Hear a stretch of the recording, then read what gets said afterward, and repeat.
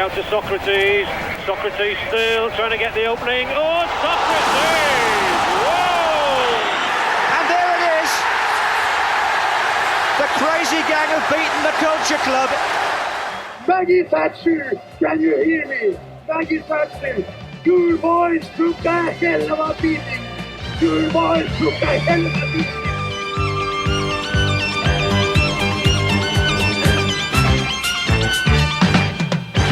Welcome to 1979-80 Revisited. We've made it to December the 8th. Dave's bowler's starting to sweat a little bit. We're only about 3 weeks away from the 1980s as the 1970s draws towards a close. He's got a nice cushioned entry into the 1980s to come, though. FA Cup third round weekend is on the horizon. Absolutely outstanding stuff. But the December 1979 plunders on, and it offers us the needle match, Dave, one of the great needle matches of English football of that era, most definitely. Still, whenever they cross paths now, there's a bit of an edge in the air, at least from the supporters. Manchester United versus Leeds, Dave. And it doesn't disappoint either. There's plenty going on in the course of this game. Manchester United obviously still pursuing the title at this stage of the season, so plenty on it for them. But Leeds, as ever, trying to make things difficult for them, shall we say? Very much so. Manchester United. I mean, this is a great way to start. Subsection module 1.1.2, paragraph 1. By the way, we are 2 paragraphs for this particular weekend. Manchester United have only dropped a point at home so far this season, Dave. Leeds United not in a particularly great way. There's obviously a chip on the shoulder travelling over the M62. As Leeds, enter the Devil's Den. There's Gordon McQueen, a goading presence. Although I think he's injured for this one, actually. But there is certainly Joe Jordan. These ex-Leeds United players, they've won a league title with Leeds and decided that it's still a bigger thing to go and play for Manchester United. This has got a sting to it, this one, Dave. It has. I mean, it's amazing. Arthur Graham is in the Leeds team, who ultimately goes to Man United as well. When you think of the enmity between the two teams, it's quite remarkable how many players have made the switch across over the years. But you can feel it in the air, even in these aged YouTube clips from 40 odd years ago. You can feel that it's a different kind of game. There's plenty in it. It's a decent watch, actually. I mean, not that we get a huge amount of it on the highlights, but there's some decent football in this. There is indeed, and a lot of it comes from Leeds in the early exchanges. This is one of those great occurrences where a team can be on the crest of a wave, as Manchester United are at this point in time, top of the table. They're putting in a title challenge without a shadow of a doubt. At this point in time, one of 3 teams being considered potential champions alongside Liverpool and Crystal Palace at this point in time. But it's Leeds, that great enmity can lift a team, and Leeds away form has been pretty abysmal. They got that. We saw that win at Southampton, which was a bit hit and it was quite the mugging, shall we say? But here's that kind of that great propensity for adrenaline to lift a team that is in a poorer position than their opponents, and Leeds definitely do this. There's Kevin Hurd is quite omnipresent, as is Arthur Graham. Eddie Gray puts in a magnificent ball to Arthur Graham down the left. There's a magnificent miscue from Connor, I think it is, and Hurd comes close, but it's a Mickey Thomas block. It's a kind of shot across the bows early on, isn't it? I mean, that's a great little passage you play. I mean, Eddie Gray, he plays that ball forward. It's like a golf wedge or something, perfectly into the run of Arthur Graham, who skips over this scything tackle that comes across him. And as you say, Connor, it comes off the side of his foot, shall we say. I mean, it's 90 degrees, basically, into the path of Hurd, and there's Mickey Thomas to block it. But that sort of sets the tone for the early part of the game. I mean, it is, from what we see anyway, it is Leeds that are dominating it. They're the ones that are asking the questions at this point, and they're playing, 100 miles an hour stuff. So it's a really good start from Leeds, and ultimately they go on and grab the lead. It is. I mean, even based on the highlights, this is match of the day highlights as well. There's no reason. I mean, there's no editor, that wants to keep his job, that's cutting away, fine Manchester United chances, is there, Dave? No. This is proper national neutral broadcasting. So what you see is what you get, I think. What you see is what you get. Leeds take the lead. Connor, he's done that miscue earlier on. It does come to him at a bit of an awkward angle, but he's the man to put the ball in the back of the net. Opens the score. Yeah, some great trickery from Kevin Hurd. Graham's involved again. He seems to be involved in absolutely everything of what we're seeing, and it's a deserved opener for Leeds today. Absolutely, it's been coming. And as you say, Kevin Hurd again, right, he's sort of slaloming past 3 different challenges to get into the box, and squares it for Connor, who fires in at the back post. And as I said, he's 17 years old, and he celebrates like an absolute maniac when that one's gone in. I mean, rarely has anybody been so overjoyed to score a goal in his life as Terry Connor was in that moment there. He going absolutely nuts, and fair play to him. Quite right. After the struggles of Billy O'Rourke at the age of 17 earlier on in the season, it's nice to see a 17-year-old having a better time of it. Absolutely. Knocking on the door of the Your Boys Took Hell of a Beating Hall of Fame as well for this one. I think we'll make our decision before the end of the before the end of the paragraph, because it is a tough thing to get into, Dave. Currently, only Romark and Billy O'Rourke it's a bit like, I mean, I've been over the years subjected to the Great British Bake Off. And there's the Hollywood handshake, I think they call it, when he shakes hands with someone he thinks he has done a particularly good bake, and this is our version of that. To get into the Your Boys Took Hell of a Beating Hall of Fame, you do have to do something exceptional. You don't get this with cornflakes. You have to. No, this. You don't get this. You don't even get this by being like King Kenny or any of this thing. You can do. It's nothing to do with an act of particular brilliance. It's just something that absolutely warrants this honour or dishonour, if you say. Definitely an honour, I think, Dave. Immortality. Time to tell. Man United 1 down. They do have a chance to get back into it, but it's Leeds that almost score the equaliser for them. There's a corner from Mickey Thomas, an excellent flick from Lou Macari. Stevenson forces John Lukic, a very young John Lukic, into a pretty excellent save. It is. I mean, he suddenly, having not had much to do in the early part of the game, as far as he suddenly becomes a central character. John Lukic in the last exchange. It's a good save, that, because I mean, he wouldn't have been expecting his own defender sort of trying to head it over his own bar, failing miserably, and Lukic makes a really, really good save, and then from that corner, United sort of keep the pressure on, and Trevor Cherry goes right through the back of Steve Coppell. It is a penalty. I don't think we can have any doubts about this. Although quite brilliantly, at the end of the game, Trevor Cherry, when he shakes hands with Pat Partridge, he's still shaking his head as though it was the greatest miscarriage of justice. It's a penalty. It's a penalty. It's a stonewall. It's definitely a stonewall. Cherry is trying to pass it off as a soft decision. Pat Partridge, our celebrity referee here, as a track record of giving penalties that shouldn't be given, I would say, pointing back a couple of years. And it's Ashley Grimes who's stepping up in the absence of Gordon McQueen. Grimes is out of the number 12 shirt and into a starting role. He steps up, takes the penalty. What happens next, Dave? Well, as you pointed out earlier on in this series, John Lukic is adopting the Sabutio crouching stance as he prepares to save the penalty. Goes to his right, not only saves it, but holds it. It's a very impressive penalty save. And Ashley Grimes is suitably downbeat afterwards. He's one chance to get back into the team and blown it. Absolutely, yes. It's a fine save. This is an 18-year-old John Lukic. Still a few years away from joining Arsenal. He puts in a magnificent performance at half-time. Leeds are 1-0. Well worth the money, be that what they're doing in the final third. The goalkeeping of John Lukic. The fact that Lukic is too main to be called into doing something actually precipitated by his own defenders is quite the indictment on Manchester United. And one of the I don't know, that block earlier on by Mickey Thomas, of all players, Mickey Thomas, to be that last line of defence ahead of Gary Bailey in that crucial block earlier on. It's a game that's kind of like upside down in a way in that first half, Dave. Certainly when it comes to the form book. Manchester United look like a team missing Gordon McQueen at the back. They're not as organised and resolute as they have been right the way through the season so far. But the thing that really struck me right the way through the game was, again, compared with today, how many players are just willing to run with the ball. It's not passing. I mean, obviously you've got Eddie Gray, you've got Arthur Graham, you've got Steve Coppell, but people like Jimmy Nicholl from the back and Kevin Hurd, and they're all running with the ball. It's a throwback, isn't it? I mean, it is a really attractive thing to watch. It's exciting. I always think, more. Yeah, I mean, it's a great thing when you see Glenn Hoddle knocking these passes 50, 60 yards.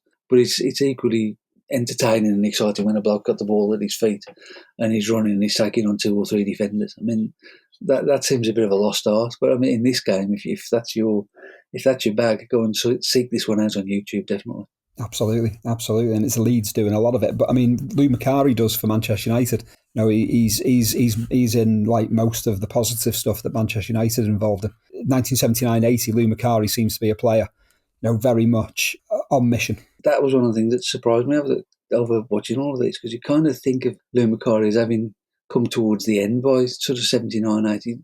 Think of him very much as a 1970s footballer, Lou Macari. But as you say, there's still plenty in the tank here. I mean, he's excellent right the way through this game, and some of the ones that we've watched before. He's been one of the real threats for United all the way through the season. One of the ones that's sort of sit. I think there are times in players' careers, particularly when they're not at a team that wins every year, wins the league regularly, when they just sort of see, we might just have a chance here, and they try and grab hold of it and shake it for all that it's worth, And Macari definitely in this season is in that kind of mode, I think. Absolutely is. In the thick of a lot for Manchester United, not just in this game, as you say.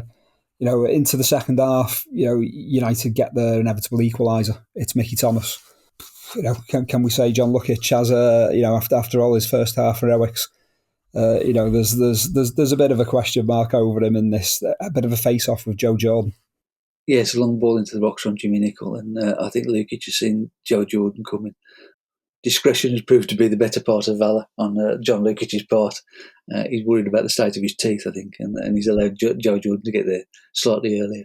And it's into an empty net from Mickey Thomas, although admittedly from a tight angle, but it is an empty net, 1-1. It is an empty net. There are definitely vibes of just when you thought it was safe to go back in the water for John Lukic with the aptly nicknamed Jaws, shall we say. As ever with these games, a team's being the ascendancy, the one up, they can't put the second ball in the back of the net. The equaliser comes, and suddenly the team that was one down and looking, not at the races is suddenly the team that's on the up and more likely to win. And there's a lot of that for the remainder of the game. It's Manchester United largely going forward. Leeds kind of on the back foot. Having got back into it, as you say, I mean, it is United. And then they're now seeking the 2 points to keep going away at the top of the table. Steve Coppell has a really good chance that he blazes over after he's played a sort of a long 1-2 with Ray Wilkins. And Joe Jordan has one from 25 yards. That's a bit awkward. Lukic manages to save, but I think in the finish, the draw is fair enough. I mean, it's the archetypal game of two halves, isn't it? Really, but I think over the piece, one apiece is fair enough. Yeah, absolutely. Strains of "You'll Never Walk Alone" that can only have been coming from the visiting section with the Leeds fans there. I'll just point that out, as I will throughout the remainder of the season. Leeds are only the second team to deny Manchester United full points at home, Dave, this season. It's a fair old result for them. It is. I mean, it is one of those games that's always difficult to call just because it's Manchester United Leeds. On the basis of their season, it was one that they really needed to get. They're away from home. They've been dreadful, relying on the former Elland Road to keep them sort of afloat, really. But it was that first 45 minutes, especially, it's that kind of performance that can just give you a bit of a lift, a bit of belief going into the rest of the season. It was a really, really good result for them. It absolutely was. It was an epic result. I think it's Martin Buchan, certainly the Manchester United number 6, was on a mission to shake everybody's hand as the Leeds play. It was kind of like the classic kind of like 1970s dinner party where the host is kind of like stood at the door, patting everyone on the back as they leave. It's there's an enthusiastic set of handshaking going on at the end of that match there, Dave. At least on the pitch, there is an accord. There is. I've taken his duties as Manchester United club captain very seriously. The host seeing everyone often making sure they've all had a bit of souffle and a bit of trifle, escorting them to their cars, which back in those days probably would have been vandalised by that stage. So, I'm quite sure. But a good point for Leeds, even though, they led this game for like nearly an hour as well. So there's got to be regrets, but at the same time, I think by the time they got to the final whistle, like you say, 2 points for a win here. There's an accord at the end where, a point is satisfactory all round. Moving across to the blue side of Manchester, they've got the long trip to Portman Road to face a suddenly resurgent Ipswich, Dave. It's going to be, Romart's got his fingerprints all over this one again. Absolutely. If you're struggling at the bottom but just beginning to come into form, who would you want to turn up at your ground other than Manchester City in the course of this season? I'm sorry, Manchester City fans. I know it sounds like we've really got it in for you, but I can't work out how they managed to stay up this year, because every time that we've seen them, they've been abject. I mean, absolutely abject. And well, you'll be pleased to know that the theme continues at Portman Road right from the off. It very much does. Mick Mills opens the scoring. There's great interplay. It's a fantastic flowing move. Paul Marriner's involved, Arnold Buren, Mills himself, with this great 1-2 between him and Eric Gates that sees Mills with the number 11 on his back, again playing in midfield. And he beats Joe Corrigan at his near post. There's power there. This isn't a kind of like goalkeeper's beating his near post. I'm blaming the goalkeeper for being beaten his near post. It's a rising shot. It's going to be difficult to stop. Corrigan's going to be on for a busy afternoon, Dave. There's only 7 minutes on the clock. Yes, I mean, Mick Mills absolutely hammers that one past him, and he takes his opportunity like a fella who's played all his entire career at fullback and had very few chances to get into a goal scoring position. Playing in midfield in this one with Terry Butcher at left back still. He comes onto the pass from Eric Gate, and he absolutely blasts it past Joe Corrigan, and there's no up. I mean, it is a great flowing move from one end to the other, and then almost immediately they produce another one, more passing play from inside their own half. George Burley onto Mariner, backheels it to I think it's John Walk, plays it forward into Eric Gates' run, and he digs out this. It's a very weird looking shot from his body position on the edge of the box, which beats Joe Corrigan again between him and the post, in off the post again. But again, I'm not sure Joe Corrigan's got a lot that he can do about it, because it's just so powerful. There's a bit of bend on the shot as well, and it's a terrific goal. I mean, at the end, Brian Moore talks about this one being in their version of goal of the season, I can't remember, on ITV. But he talks about this one being in the running for it, and it certainly is. I mean, it's a terrific goal from Ipswich back to front. It is. It really is. Again, Gates, Walk, Mariner, Tyson, Walk, Burley. The Mariner layoff, Tyson to Gates, and then off the post. There's just, to be fair to Manchester City, yes, they're massively dysfunctional in a highly shocking, entertaining way. Or for the vast majority of what we've seen in them. They beat Manchester United, which kind of like, again, there's that element of the team with that added kind of reason to play well, does play well, But here, you've got Manchester City being dysfunctional, defensively terrible. Yet this is the type of performance where Ipswich are going to rip anyone apart with this kind of performance. No, I think that's true. And yet the third goal is, I mean, it is a great goal, but it's also quite rudimentary. I mean, Laurie Civil is in goal for Ipswich on this particular day. And he launches a goal kick forward, headed on by Paul Mariner to Gates, and he hits a 20-yard screamer into the top corner. I mean, it is pretty Route 1 in that sense, but the finish is absolutely magnificent from Eric Gates. Again, from not the most promising position, he somehow manages on the edge of the box to get it up and over Joe Corrigan, who was a big fella, and down again into the top corner of the net, and untroubled, I would have to say, by any defenders really on his way to scoring the goal. But I mean, it is another magnificent finish. And then again, a few moments later, there's another long goal kick, which Tommy Booth heads away this time. But John Walk comes onto it and just forces his way into the box past about 3 or 4 different players. Joe Corrigan has to dive at his feet to save, and Mariner eventually chips it wide. I mean, by this point, Joe Corrigan must just be thinking, bugger this for a game of soldiers, I'm going to go home. I mean, he's been beaten 3 times. He's made a couple of good saves, and he can see there's about an hour of the game left. It's not going to be one of his most golden afternoons, really, if he's a long and distinguished career. Absolutely. 3-0.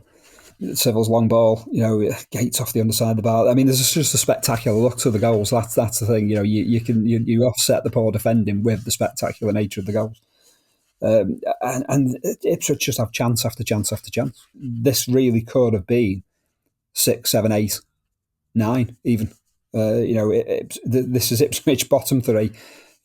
Finally showing the hand that we're in a false position here. Lads, don't expect us to be down here for long. Yeah, this is a team that, as we will subsequently see, virtually goes to the second half of the season without losing a game. I mean, this is proper. This is setting the scene for the 80-81.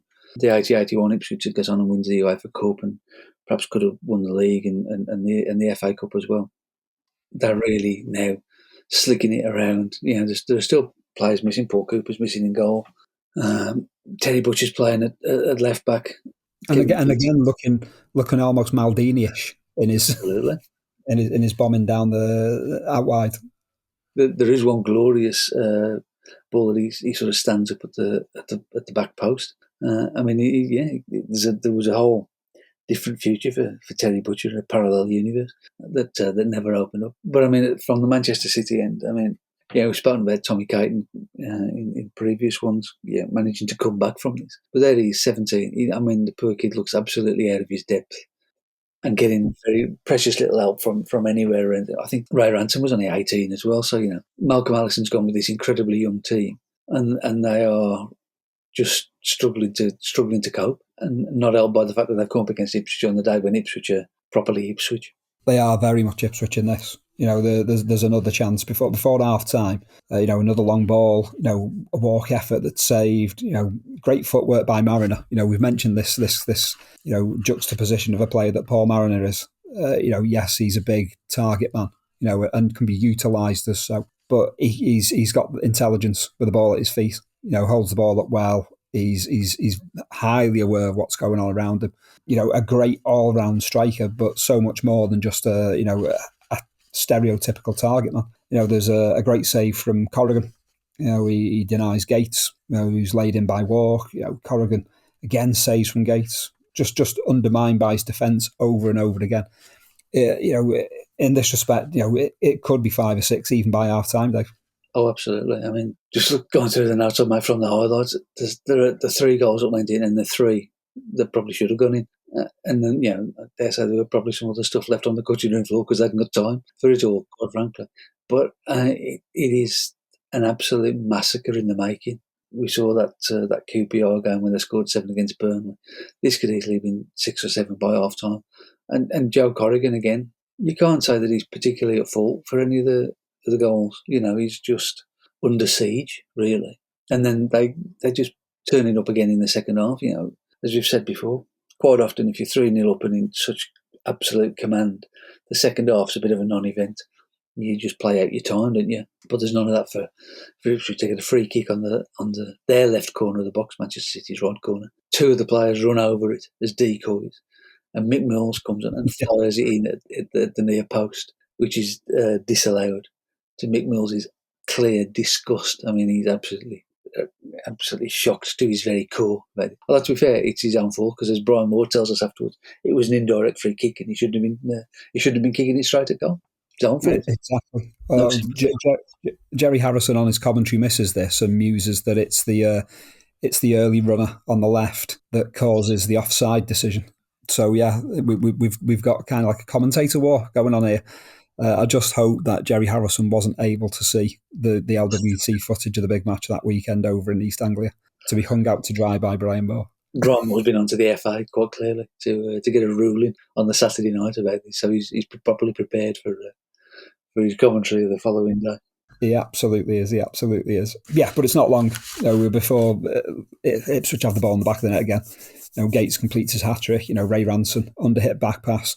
They've done themselves no favours, but the teenagers in Tommy Caton and Ray Ranson, they desperately need experienced players to help them here, to stand up and be the grown ups, and to be able to help them, in terms of the fruition as fine young players. No, you're right, but I think the problem is that Manchester City are just so open right the way through the team. At the back, you've got Tommy Booth, and I think Paul Power's playing left back in this one. Willie Donachie in other games. We've got plenty of experience, but they're just so under siege because they're getting no protection from the midfield in front of them. So just constantly through the game, they are being bombarded by the opposition, particularly in this one by Ipswich, who are just too quick and too clever with their passing. And it's just left to these four poor souls at the back to try and hold it all together, and they quite simply they can't. I mean, as you say, Ray Ranson a poor back pass and Gates intercepts and jabbed in. I mean, they're the architects of their own downfall a lot of the time. But it isn't just the defenders; it's Manchester City as a team. People talk about you defend from the front and all that kind of stuff. There's none of that. There's no defending through the midfield either. It's just every man for himself, basically, by this stage at Manchester City. It's a complete and utter shambles, and there's Malcolm Allison in charge of it all, completely powerless to do anything about it, and we can only surmise that it must be the hand of Romark. Romark is, yeah. I think he's leaving his calling card every time he does it on Malcolm's desk with a box of poisoned dairy milk. Oh, don't have the coffee cream, whatever you do. Whatever you do, don't touch that horrendous coffee cream. I mean, City have a bit of a flourish at the end. Tony Henry, rattles the crossbar from distance, but it's the one, the only one high point for Manchester City in this footage that we see. Yeah, but as mentioned before, Terry Butcher rampaging down the left at times. There's one cross that he throws in that any self-respecting winger at this point in time would love to call her own. A touch of the Dave Thomases about her. We were watching a Wolves game, weren't we, with these looping hand grenade crosses that he was putting in. This is of this ilk, and it's Mariner who gets on the end of it but puts it into the side netting. Ipswich cruise to the final whistle. Manchester City definitely just not at the races, Dave. No, the great disappointment is there's no interview footage with a crestfallen Malcolm Allison in his party suit after the game this time, because it'd be interesting to hear what he had to say about this particular catastrophe. But we unfortunately do not get to see such a thing. A point for Manchester United keeps them well positioned. Defeat for Manchester City at Portman Road, and it's a 4-pointer as well in so many respects. Manchester City dragged closer to the bottom three in terms of points, if not places. Ipswich, fighting the way up, Dave. This is, I don't know, a tricky time for Manchester City, but so much going for Ipswich in this performance. Yeah, well, we've seen Ipswich 2 home games in a row now in the highlights, and they've been absolutely outstanding in both of them. So you can see that it's all starting to come together, and a team that you would, at the start of the season, you would have expected to be in the top 6 probably. They're beginning to motor now. They're really getting their act together. But for Manchester City, you can't. The only way is down, really, at this point. I mean, it's just abysmal. I can't believe how poor they are at this point. They are labouring somewhat. They are massively labouring. Other results in the First Division: Arsenal 3-1 winners at home to Coventry City. We've got Liverpool picking up 2 points at Aston Villa, a 3-1 win. All the goals in the second half for that one. Ray Kennedy again on target. Alan Hansen gets a goal for his deserved attacking play that we've been seeing of late. Terry McDermott with the third. Brian Little, Aston Villa's only goal in response to this onslaught. Spurs are 3-1 winners at a increasingly hapless Bristol City, Dave. It's a couple of goals for Glenn Hoddle amongst this, one for Paul Miller. We've still to come to it. We don't want to give too much of a spoiler on this one, but Nottingham Forest are going to go down to a defeat at Selhurst Park. Derby County and Norwich share a goalless draw. Everton pick up a useful win 2-0 at home to Brighton. King and Kidd on target, first half goals. As mentioned, Ipswich 4-0 defeat at Manchester City's defeat at Ipswich. Manchester United's draw against Leeds. Southampton 1-0 winners at Middlesbrough. Again, we'll come to that one. It's an interesting one. It's you want to know about this one. Certainly, there are events from 12 yards to be discussed, Dave, in paragraph 2. And West Brom, have slipped to a 3-2 defeat at Stoke City. A Garth Crooks hat-trick as part of this. He's a man in form. And Wolves have picked up a 3-1 win at home to Bolton. Liverpool top of the table on goal difference from Manchester United, who've played a game more. Crystal Palace 3 points back on 23. It's Arsenal and Wolves on 22. Spurs on 21. At the foot of the table, Bolton looking doomed. Just one win from their opening 19. They are now 6 points adrift of safety. Ipswich have leapfrogged Derby. Derby, unfortunate, they've taken a point, but still slipped into the bottom three, Dave. And Brighton are 4 adrift of safety. Headlines. We'll pick out a couple of back page headlines. Tommy Docherty, we must have a quick look at first. He's got into an altercation on a train on the way back from London to Derbyshire, where he's still living. And he's ended up in hospital, Dave. He's had a severe going over at the hands of some Manchester City fans who are already in, let's just say, humourless mood after the performance at Portman Road, clearly catching an connecting train from London. And words have been had, and Docherty's taken a bit of a pasting, enough to put him in a hospital bed for a few days. We shouldn't laugh, but I mean, it is. Brian Moore reports on it at the end of the big match, and he says, beaten up by so-called fans on a train, detained in Stockport Royal Infirmary with a ruptured leg muscle, which is the interesting detail for me, because I mean, you know, it is an interesting detail. There's no fun in being beaten up, quite clearly. But I struggle to see how he gets a ruptured leg muscle from being beat. What did they do? Attack his feet? I mean, I don't. It's an odd one, isn't it? They've given him kind of like a Chinese burn, but on his thigh or something like that. Pinned him down, and it's a hot teaspoon from the buffet cart or something. I don't know why it is. I mean, you know, if he'd had a broken nose or a broken jaw, you'd be full of sympathy for him. There's something funny about a ruptured leg muscle. I don't know quite why that is. You like to think he's kind of like running. He's running for it, and he slipped on a puddle or something as he's running through the buffet cart. I mean, he's in the wars. He's got the Derbyshire Constabulary after him. He's got fans beating him up on a train. It's not his. And he's still suffering the fallout of the Mary Brown situation. It's a colourful time, and he's also called his fellow managers con men as well, including himself in that just a week or two ago. It's a hell of a time for Tommy Docherty at this point in time. The fallout of crowd problems at Norwich and Forest rumble on. Ted Croker takes himself to Carrow Road in midweek for Liverpool's trip to Norwich in the League Cup. We'll do a bit of a League Cup roundup in paragraph 2. But for the second half of this game, he's part of a 3-man deployment from the FA to talk to the Norwich board of directors over what do they think's gone wrong, at the previous weekend. But what Ted Croker does is he takes himself onto the terraces for the second half, under the Daily Mirror back page headline on Friday of "Bother Boy Croker." Oh, it's an excellent piece of journalism.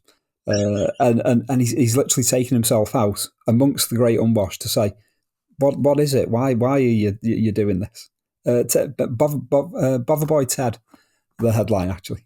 Ted Croker, man of the people. Yeah, fair play to him, I suppose. You know, getting out there and trying to find out what was going on. I'm not given the events of the coming years. It clearly. His message fell on the stony ground because he didn't really do much in stopping hooliganism, did it, over the coming years? But I mean, it's such a, obviously there's still trouble now every now and again, but it's such a different environment, isn't it, to what it was like then? It's families come to football grounds now, and stadiums are safer, and okay, there's still plenty of bad behaviour around, but it's nothing like it was then. I mean, yeah. Every game I ever went to, I remember standing on the terraces, and there'd be a roar about 2:45, and there'd be some of the away supporters trying to infiltrate the home end, and take the home end, yeah. And then there'd be about 15 blokes hauled out by the police and walked up the touchline and chucked into the away end. I mean, that was just standard fare, and sometimes it got particularly nasty, and there was stuff at work, but. I don't think Ted going and talking to a few blokes on the Carrow Road terrace, which by and large was not a hotbed of violence in that era. I don't think that's going to find the answers somehow. It's not going to find the answers. Transfer to Claudio Maragnoni is signed for Sunderland. Depending on which back page headline you want to take as your gospel, somewhere between 280,000 and 320,000. Argentinian football, the invasion of the Argentine continues apace. Villa, Ardiaz, Alex Sabela, Tarantini, and now Sunderland. Roker Park is going to go all Argentinian as well. Dave, this one is being billed as the last of the Argentinian transfers to English football of its time. I don't know who's decreeing that it must be the last one, but someone out of footballers. Either Argentina have kind of like taken exception and say you're not having any more of our players, or English football is turning around saying, "Whoa, hang on a minute." It's very much a case of a lot of Argentinian attacking players coming to English football, along with a lot of Yugoslavian goalkeepers and defensive players. It's an interesting time in English football in terms of imports. It is. It's and some of the money being spent for players who it's very difficult to remember that they were ever actually here is quite remarkable. Really, it wasn't. I mean, obviously the headline of Ardiles and Villa was a massive success. I mean, I think the others were a little more modest at best. A little more modest in their successes. In terms of Arsenal are getting a bit edgy over the whole Liam Brady transfer. To be, Brady has declared that he will be leaving Arsenal at the end of the season. Arsenal are sweating. There is a maximum transfer fee of £500,000 in the common market, Dave. If you leave as a player for foreign shores, unless the buying club is willing to go above it. There is which Real Madrid were for Laurie Cunningham, I think. It's not to be, any more than £500,000. And there are now rumblings that Serie A are going to lift their ban on players being signed from non-Italian clubs. Dennis Hillwood, at this point in time, who was the Arsenal chairman, he's getting onto the FA and he wants the FA to get in touch with the common market to rip up their rules. Best of luck, Mr. Hillwood. Yes, that's going to work about as well as Ted Croker at Carrow Road, isn't it? I mean, I don't know how they thought that this sort of stuff happened. I mean, I know it is still very much the little Englander in the boardrooms and stuff. But how did they think that the world worked at this point? They could just we're England, so you'll just do as we say, please. Those days had gone. If they ever existed, they'd certainly gone by then. If they ever exist in the first place.